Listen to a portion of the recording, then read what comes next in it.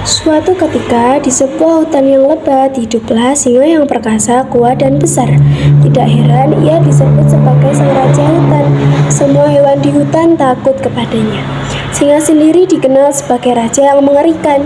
Ia sangat gila hormat dan senang sekali mendapatkan pujian dari semua makhluk hutan. Singa sering menghabiskan waktunya melakukan dua hal, berburu atau tidur.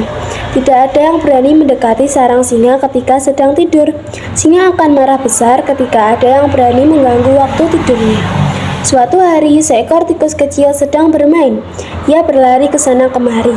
Hingga tanpa sengaja, ia masuk ke wilayah sang singa. Tikus sangat merasa takut. Ia melihat singa besar yang tertidur di sana. Tikus takut membangunkan singa. Sepertinya aku harus segera kembali, tempat ini berbahaya, Pikir si tikus. Tiba-tiba saja suara langkah kaki tikus membuat singa terbangun.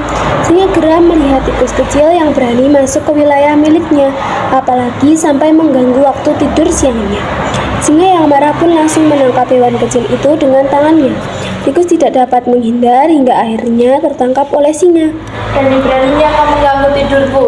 Seru hewan singa marah. Maafkan aku, Tuan. Aku tidak bermaksud untuk itu. Aku tidak sengaja masuk ke sini dan mencoba meninggalkan tempat ini.